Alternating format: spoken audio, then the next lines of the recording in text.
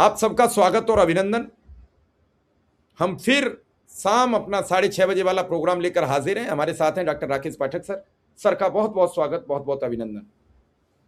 संसद में आज पूरे दिन गहमा गहमी रही। पहले तो चल नहीं रहा था, अब चलना शुरू हुआ है।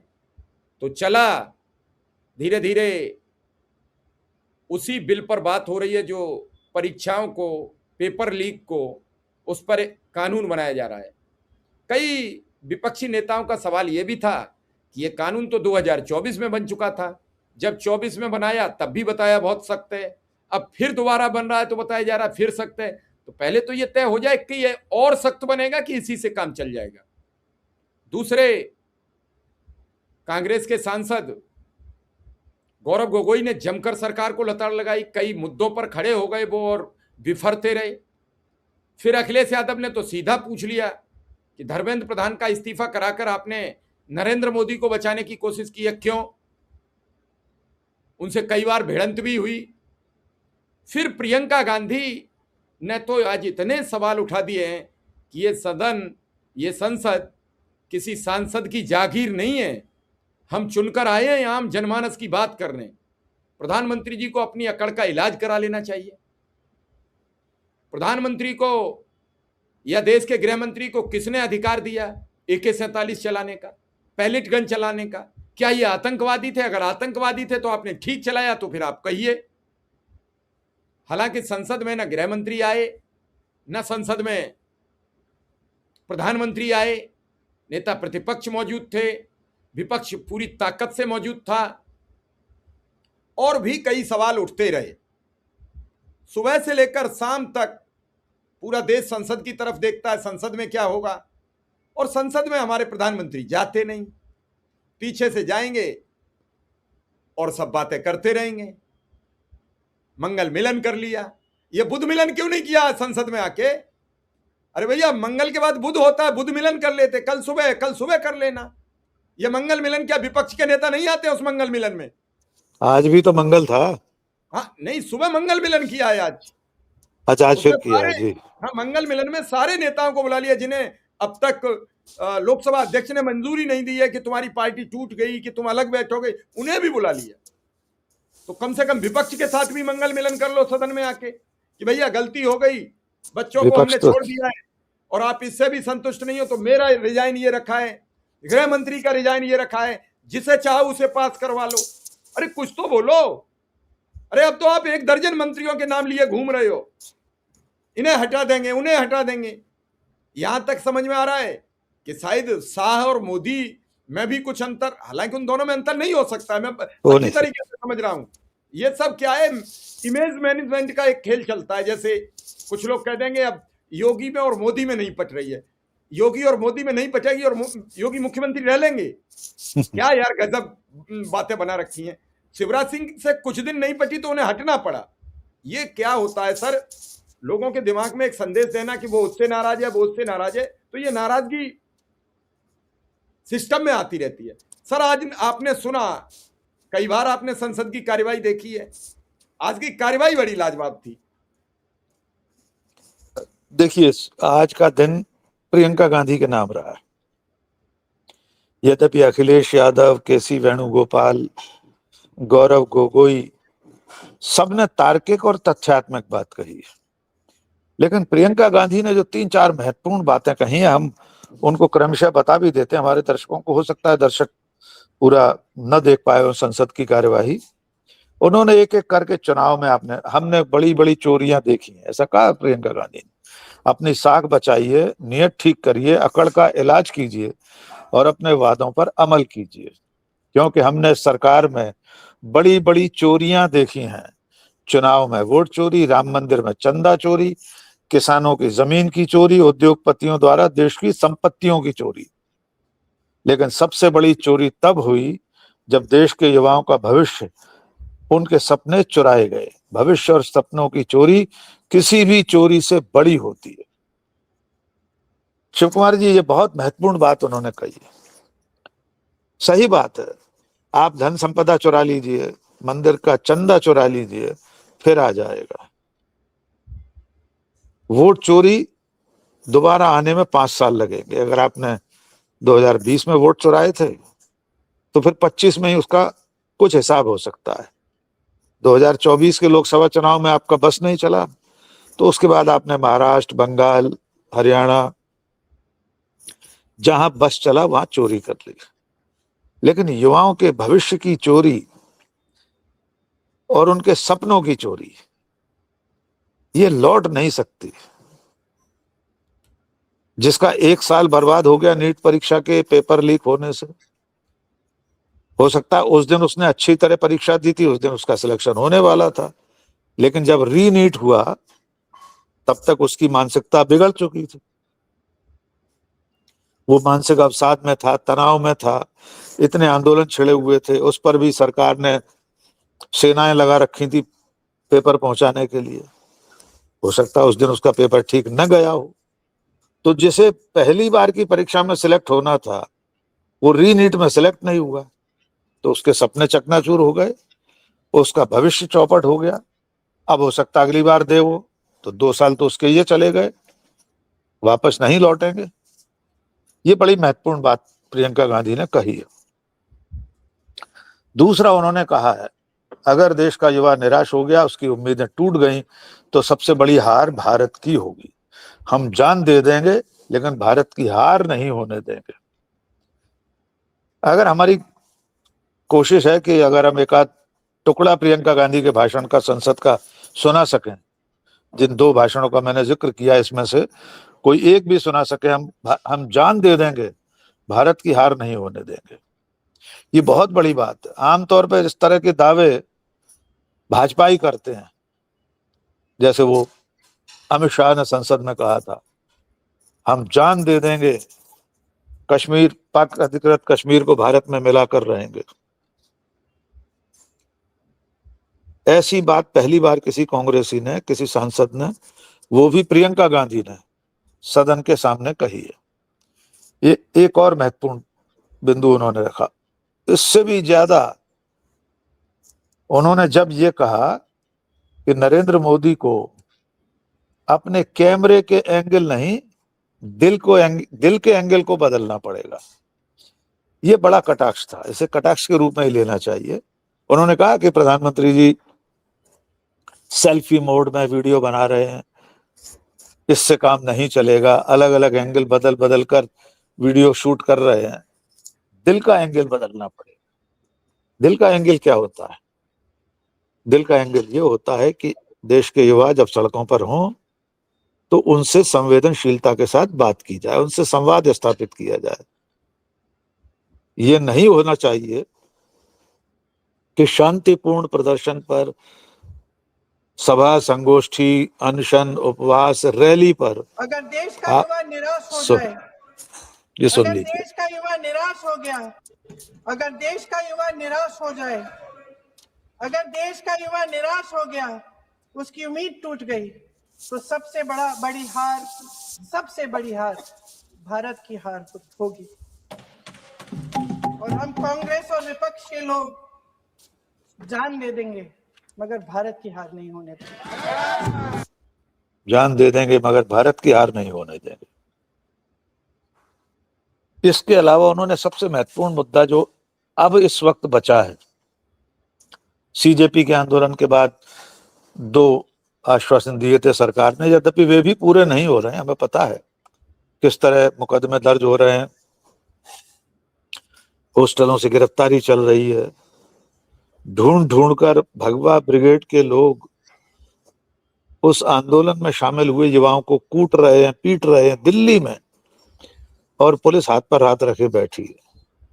लेकिन 20 जुलाई को और उसके बाद सीवान में, पटना में, तमाम जगह जो पुलिसिया अत्याचार हुआ है उसकी बात भी उन्होंने कही है।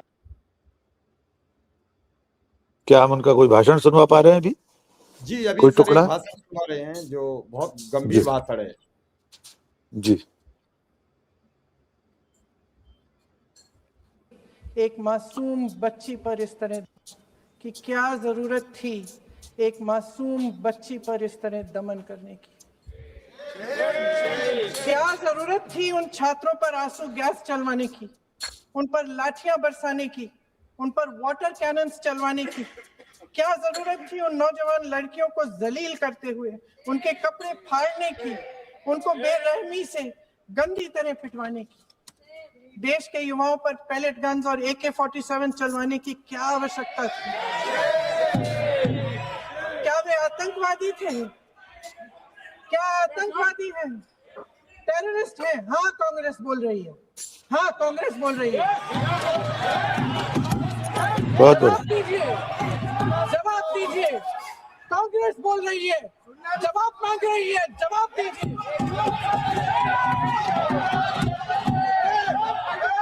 कौन जवाब देगा? कौन जवाब देगा? गृह मंत्री जी जवाब देंगे। किसने ऑर्डर दिया? किसने ऑर्डर दिया पैलेट गन्स चलाने के लिए? किसने ऑर्डर दिया? आपके माध्यम से मैं पूछती हूँ अध्यक्ष महोदय, किसने ऑर्डर दिया? प्रधानमंत्री जी ने दिया? गृह मंत्री जी ने दिया? जवाब देंगे? पूरा देश पूछ रहा है, सिर्फ कांग्रेस पार्टी नहीं पूछ रही है, पूरा देश पूछ रहा है। अध्यक्ष महोदय, देश के माता पिता पूछ रहे हैं, छात्र पूछ रहे हैं, अध्यापक पूछ रहे हैं, पूरा देश आज ये पूछ रहा है और आपकी जिम्मेदारी बनती है कि आप इस सवाल का जवाब दें। क्यों डरते हैं आप इस देश के नौजवानों से? क्यों डरते हैं आप इस देश की बुलंद आवाज से? और उस आवाज को दबाने का हक आपको किसने दिया है? क्या हुआ देखिए, है जो सर? आज का दिन प्रियंका गांधी के नाम रहा है। हमने जो शुरू में कहा, एक और महत्वपूर्ण विषय उन्होंने उठाया, जो नए शिक्षा मंत्री चुने नरेंद्र मोदी ने, वो करेला ऊपर से नीम चढ़ा।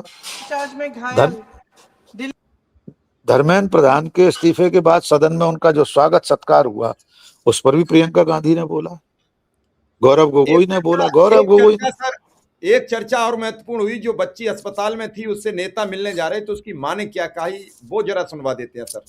बिल्कुल आप बिल्कुल लगेगा कि बहुत ज्यादा जरूरी है इन सब चीजों का।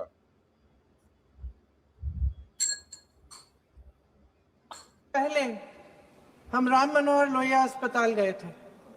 पुलिस लाठीचार्ज में घायल दिल्ली की उस छात्र की स्थिति जानने के लिए जो आईसीयू में अपनी जिंदगी की सबसे बड़ी लड़ाई लड़ रही है। हमसे कुछ ही समय पहले आदरणीय स्वास्थ्य मंत्री जी श्री JP नड्डा वहां गए थे और उनसे कुछ समय पहले अन्य नेता भी गए। जब तक हम वहां पहुंचे, उस लड़की की मां नेताओं के आने जाने से गुस्से में थी। सुन लीजिए, सुन लीजिए, सुनिए। किसी की पीड़ा का मजाक नहीं उड़ाते, किसी कोई भी हो, किसी की पीड़ा का मजाक नहीं उड़ाते। आप संसद में बैठे हैं, जब तक हम वहां पहुंचे उस लड़की की मां नेताओं के आने जाने से गुस्से में थी। किस लिए आए हो? उसने आईसीयू के दरवाजे के बाहर खड़े होकर हमें पूछा। हमारे सामने कांपते हुए हाथ जोड़े, कहने लगी कि धन्यवाद आप आए हैं, ठीक है, मगर मुझे किसी से नहीं मिलना, मुझे किसी से बात नहीं करनी। महोदय, उस मां की पीड़ा से उसका पूरा शरीर कांप रहा था, लेकिन उसने दृढ़ आवाज में कहा, सुबह से बड़े बड़े लोग यहाँ आ रहे हैं, एक के बाद एक वीडियो बना रहे हैं, वह भी आए जिन्होंने मेरी बेटी का ये हाल किया है। किस लिए? उसने हमसे पूछा, किस लिए? मेरी बेटी की बलि तो चढ़ गई है, लेकिन उसे कुछ भी हो जाए तो मैं उसके लिए अपने आप लड़ूंगी। मुझे किसी की मदद नहीं चाहिए, मैं अकेले लड़ लूंगी। महोदय, शायद मुझे यहाँ खड़े होकर सबके सामने ये बात नहीं कहनी चाहिए, मगर उस माँ की गुहार ने मुझे शर्मिंदा किया। उसके दिल के टूटने की वो आवाज जो अस्पताल की दीवारों से में गूंज रही थी, मेरे मन में अभी भी गूंज रही है। इसलिए उस मां की इजाजत लिए बिना मैं आपके द्वारा आदरणीय प्रधानमंत्री महोदय जी और आदरणीय गृह मंत्री महोदय जी से पूछना चाहती हूँ कि क्या जरूरत थी एक मासूम बच्ची पर इस तरह दमन करने की? क्या जरूरत बहुत ही थी उन सुंदर। छात्रों पर आंसू गैस चलवाने की, उन पर लाठियां बरसाने की, उन पर वाटर कैनन्स चलवाने की? क्या जरूरत थी उन नौजवान लड़कियों को जलील करते हुए उनके कपड़े फाड़ने की, उनको बेरहमी से गंदी तरह पिटवाने की? देश के युवाओं पर पैलेट गन्स और AK-47 चलवाने की क्या आवश्यकता थी? क्या वे आतंकवादी थे? क्या आतंकवादी हैं? टेररिस्ट हैं? हाँ, कांग्रेस बोल रही है। हाँ, कांग्रेस बोल रही है। देखिए आज का कितना संवेदनशील विषय उठाया है। कांग्रेस बोल रही है, जवाब मांग रही है, जवाब दीजिए।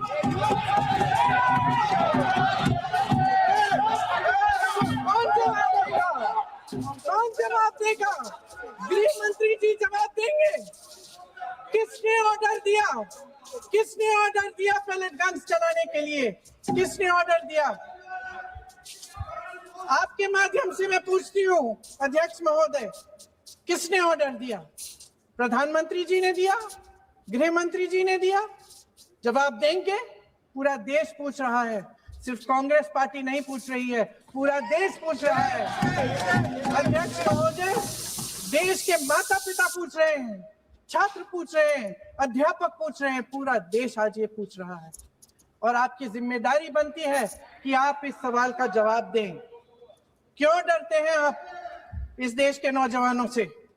क्यों डरते हैं आप इस देश की बुलंद आवाज से? और उस आवाज को दबाने का हक आपको किसने दिया है?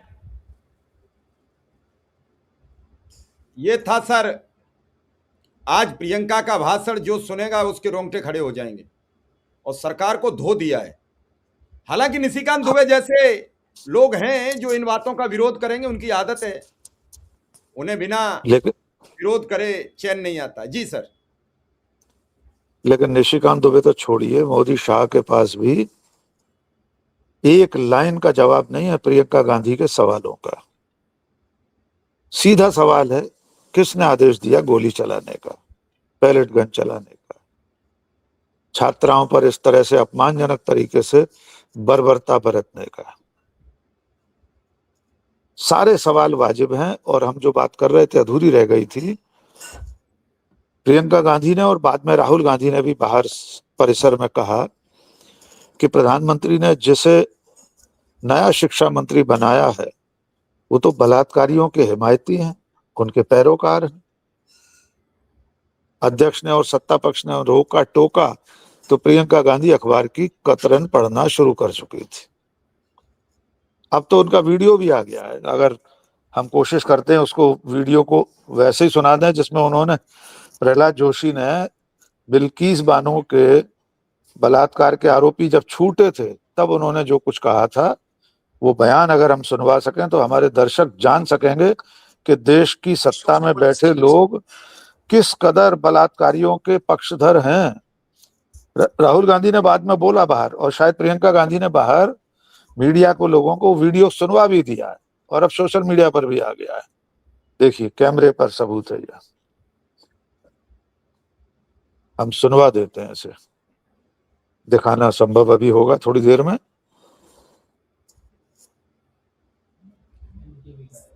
सर सुनवा देना। और एक मिनट, केंद्रीय मंत्री प्रहलाद जोशी स्पीकर से मुलाकात कर रहे हैं, उनके साथ पीयूष गोयल और निशिकांत दुबे साथ में मौजूद हैं। प्रियंका गांधी ने जो लोकसभा में सवाल उठाए हैं उस पर टिप्पणी पर यह बातचीत हो रही है, क्योंकि फंस चुके हैं। जब फंस जाते हैं तो फिर बैठक करेंगे, कोई कमियां लाएंगे, निकाल के जवाब देंगे। अभी इस पर भी हंगामा होगा। सर देखिए अब वो जाएंगे, सुनवा उसके लिए सुनवा दीजिए। वो मैंने वीडियो आपको भेज दिया, अगर डाउनलोड करके दिखाई दें। प्रियंका का आरोप भी, ये तो बहुत महत्वपूर्ण विषय हो गया। हो सकता है अब ये लोग, सत्ताधारी दल, प्रियंका गांधी के खिलाफ विशेषाधिकार हनन का प्रस्ताव लेकर आए, लेकिन प्रियंका ने जो कहा है वो तो अखबारों में छपा है। और वीडियो अखिलेश पर जी है। का भी सुन लीजिए, अखिलेश जी का भी सुन लीजिए, जिसमें उन्होंने कहा कि प्रधानमंत्री जी, सुन लीजिए उसे।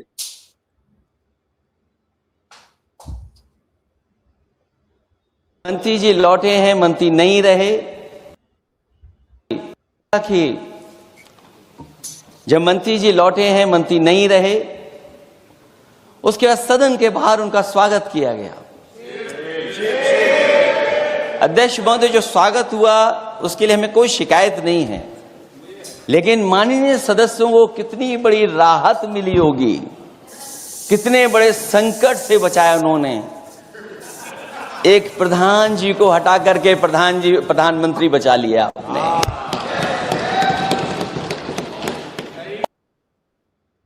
अब तो सर सीधा सीधा कह दिया कि आपने एक प्रधान जी को बचा के प्रधानमंत्री को, ये सर कैसे सामना करते हैं? एक और है क्या? एक और है सर अखिलेश यादव जी का, फिर आगे बढ़ेंगे। अखिलेश जी तो समाजवादी और है। मैं स्वागत इसलिए करना पड़ रहा है कि अखिलेश जी आपको तो संकट अखिलेश से जी तो बचा लिया। समाजवादी है। और अगर अखिलेश जी तो समाजवादी है। मैं पूछना चाहता हूं कि छात्रों का आंदोलन के बाद सरकार उनका बात सुन के पार्लियामेंट में बिल लेके आता है, ये अच्छा है, या जो आंदोलन होता है तो उसको कुचलने के लिए देश में इमरजेंसी लगा देता है, वो अच्छा? आप बता दीजिए।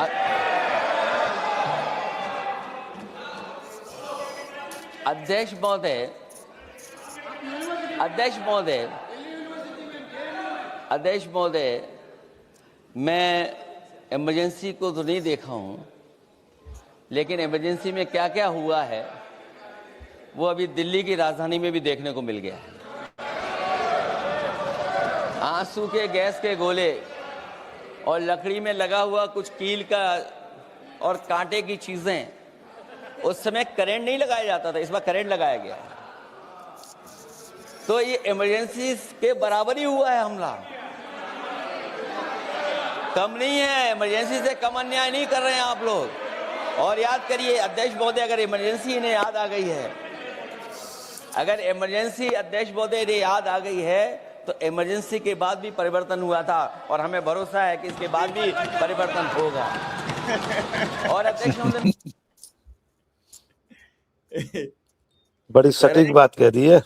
इमरजेंसी के बाद भी परिवर्तन हुआ था और एक बार फिर हमको लग रहा है कि फिर परिवर्तन होगा।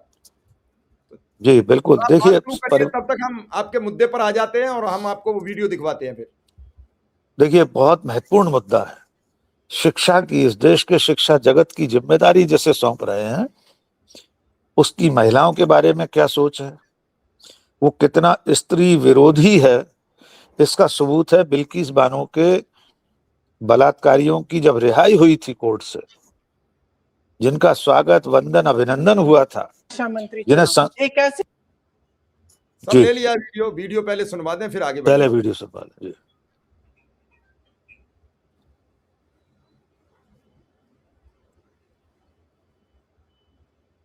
मंत्री चुना, एक ऐसे प्रधानमंत्री महोदय जी ने नया शिक्षा मंत्री चुना, एक ऐसे व्यक्ति को इस पद पर आसीन किया जिसने एक गर्भवती महिला के बलात्कारियों की रिहाई पर अपनी सहमति व्यक्त की। It was the center that is, which opposition has raised, that the center also cleared the release of these Bilkis rapists in the, in the case that just came out. So how would you defend that? I don't find anything wrong in that because it is done as per the process of the law. प्रधानमंत्री महोदय जी ने नया शिक्षा मंत्री चुना, एक ऐसे वो कानून की प्रक्रिया के हवाले से प्रहलाद जोशी इस बात का समर्थन कर रहे हैं। पत्रकार ने कहा कि केंद्र सरकार ने भी अनुमति दी बलात्कारियों की रिहाई की, तो प्रहलाद जोशी ने बजाय और कुछ कहने के ये कह दिया कि इसमें कुछ भी गलत नहीं है, एज पर लॉ, कानून के मुताबिक इसमें गलत कुछ नहीं है। उनसे इतना नहीं कहा गया, कानून अपनी जगह है, नैतिक रूप से सामाजिक रूप से यह गलत हुआ है, बलात्कारियों को इस तरह रिहा नहीं किया जाना चाहिए, और अगर रिहाई हो भी गई है तो उनका स्वागत इस तरह नहीं होना चाहिए। मालाएं पहनाई गई। बीजेपी आरएसएस के समर्थकों ने, उनके जितने भी आनुषंगिक संगठन है, उनके लोगों ने संस्कारी बताया उन बलात्कारियों को। हम बलात्कार के आरोपी इसलिए नहीं कह रहे, सजा याफ्ता है इसलिए बलात्कारी है, सीधे सीधे रेपिस्ट कहलाएंगे। तो आप कल्पना कर सकते हैं कि नरेंद्र मोदी ने कैसे नगीने को चुना है। यद्यपि मंत्री तो वे अभी तक थे ही, लेकिन अब वे शिक्षा जगत, पूरे देश की शिक्षा की व्यवस्था के मंत्री होंगे। इसलिए ये ज्यादा चिंताजनक है कि उनकी मूल विचारधारा क्या है। मूल विचारधारा आरएसएस की हम सब जानते हैं, लेकिन कितनी स्त्री विरोधी सोच है, इसका प्रमाण प्रियंका गांधी ने दिखा दिया। अब अगर विशेषाधिकार हनन आता है तो ये वीडियो फिर सदन में अध्यक्ष महोदय के सामने रख दिया जाएगा, उस वक्त की अखबारों की कतरने दिखा दी जाएगी। सर एक वीडियो और सुन लीजिए। आदरणीय जी। प्रधानमंत्री महोदय जी को आपके माध्यम से मैं कहना चाहती हूँ कि शायद उन्हें अपने सलाहकार बदलने चाहिए।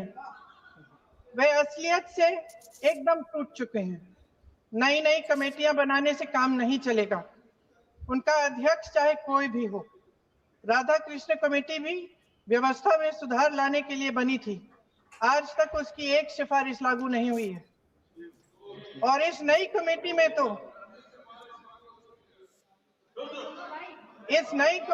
तो एक एक्स आईबी चीफ, फिर चिल्लाएंगे, एक एक्स आईबी चीफ, एक आईटी कंपनी के मालिक और एक गौमूत्र के विशेषज्ञ भी हैं।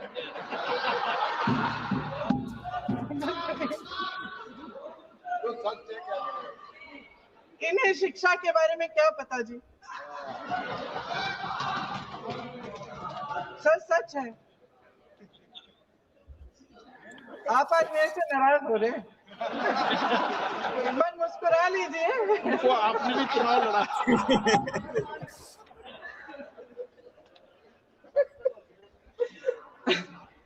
सर, फास्ट ट्रैक कोर्ट्स का रिकॉर्ड पहले से ही बहुत खराब है।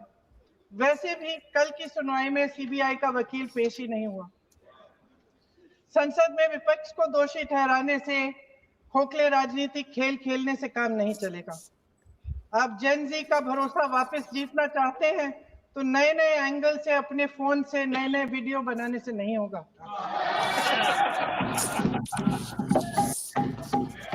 प्रधानमंत्री जी को कैमरे का एंगल नहीं, दिल का एंगल बदलना पड़ेगा। ये जनरेशन जागरूक है, समझता है, झूठ पहचानने की उसकी अपार क्षमता है। इनका दिल और दिमाग जीतने के लिए आपको सच्चाई पर उतरना पड़ेगा। आपके शासन के चलते इस नौजवान पीढ़ी के साथ घोर अन्याय हुआ है, बर्बरता हुई है। इस सच्चाई को स्वीकार करिए। अपनी जिम्मेदारी से पीछे हटने से काम नहीं चलेगा। आदरणीय प्रधानमंत्री महोदय जी, आपको जिम्मेदारी लेनी पड़ेगी, ठोस कदम उठाने पड़ेंगे। शिक्षा विशेषज्ञों को इकट्ठा कीजिए, छात्रों, अध्यापकों, सभी स्टेक होल्डर्स को साथ लेकर, अन्य विचारधाराओं के थॉट लीडर्स के साथ गहरी चर्चाएं करवाकर एक नई शिक्षा प्रणाली तैयार कीजिए। मौजूदा देखिए शिव कुमार, आज का भाषण, प्रियंका गांधी का आज का भाषण एक स्टेट्समैन जैसा भाषण है। जैसे अटल जी या और जो धीर गंभीर राजनेता मुद्दे की बात करते थे, बीच बीच में चुटकियां भी लेते थे, तो प्रियंका गांधी विपक्ष की भी चुटकी लेती रही, अध्यक्ष महोदय को भी मुस्कुराने के लिए कह दिया। लेकिन जब बात गंभीर हुई तब उन्होंने कहा, हाँ कांग्रेस पूछ रही है सवाल, हाँ कांग्रेस कह रही है सवाल। और सिर्फ कांग्रेस नहीं, देश भी सवाल पूछ रहा है कि पुलिस ने इतना अत्याचार क्यों किया।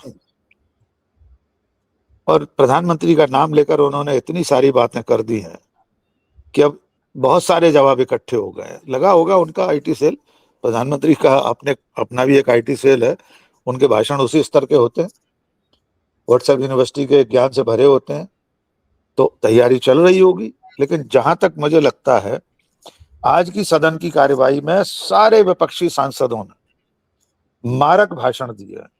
किरण रिजिजू जी ने इमरजेंसी की याद दिलाई, वो दांव भी उल्टा पड़ गया। और सच बात यह है कि इस देश की युवा पीढ़ी ने तो आपातकाल देखा नहीं है, उसने तो नरेंद्र मोदी का अमृत काल देखा है, जिसमें वो कीलें लगी हुई लाठियां खा रहा है, पैलेट गन खा रहा है, AK-47 की गोलियों से गंभीर रूप से अस्पताल में भर्ती हैं। राहुल गांधी ने आज बात की उनमें से एक पीड़ित से, टेलीफोन पर बात की है, शायद NSUI के राष्ट्रीय अध्यक्ष ने कराई। अभी तो राहुल गांधी का भाषण नहीं हुआ है न सदन में। हो सकता है कांग्रेस की तैयारी ये हो कि जिस दिन माननीय प्रधानमंत्री हो सदन में, गृह मंत्री सदन में हो, उस दिन विस्तार से उनका भाषण हो। अभी तो छोटे टुकड़ों में बात हुई है। मेरे ख्याल से राहुल गांधी तो अभी विस्तार से बोले नहीं। नहीं।